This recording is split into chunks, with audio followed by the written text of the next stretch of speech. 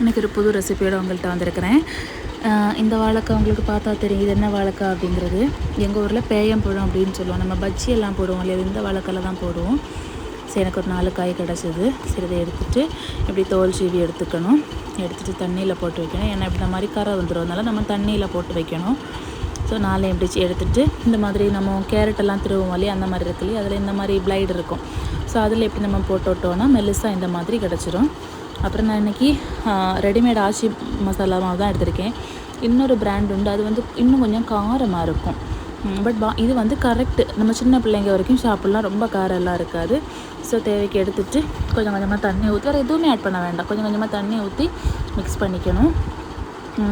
நான் வேறு இதில் எதுவுமே ஆட் பண்ண மாட்டேன், அப்படியே தான் மிக்ஸ் பண்ணுவேன். மிக்ஸ் பண்ணிவிட்டு தேவைக்கு தண்ணி ஊற்றி நல்லாவே என்ன பண்ணணும் அப்படின்னா அந்த மாதிரி கலக்கி விட்டணும். அதோட பதம் அப்படிங்கிறது நம்ம இப்படி எடுத்து ஊற்றுறப்போ கொஞ்சம் லைட்டாக திக்கு இருக்கணும், அவ்வளோதான். ஓகேவா? பார்த்தா தெரியும் உங்களுக்கு, எந்த கட்டிகளும் இல்லாமல் நம்ம நல்லாவே கரைச்சி விடணும்.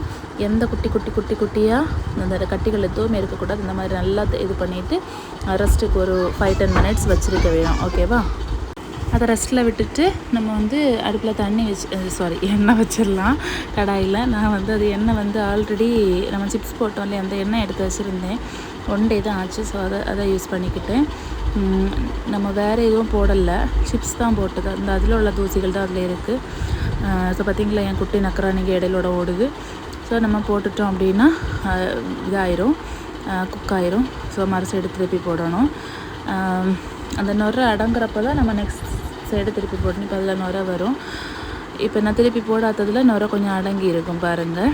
திருப்பி போட்டுட்டோம் அப்படின்னா சிம்மில் தான் வச்சுருக்கிறேன், ஃபாஸ்ட்டாக எதுவும் வைக்கல, மீடியம் அதாவது ஹையில் வைக்கல, சிம்மில் தான் வச்சுருக்கேன். வச்சுட்டு நல்லா அந்த இடுக்கி வச்சு நல்லா அது தவிர்ந்ததுக்கப்புறம் எடுக்கணும். ஓகேவா? எண்ணெய் இதில் தவிர்த்திட்டு எடுக்கணும். அந்த பபுள்ஸ் வந்து அடங்குனது நம்ம எடுத்துக்கலாம்.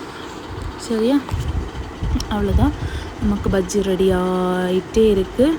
என் பிள்ளைங்க வந்து தட்டோட எடுத்தப்பவே நினைக்கிறாங்க.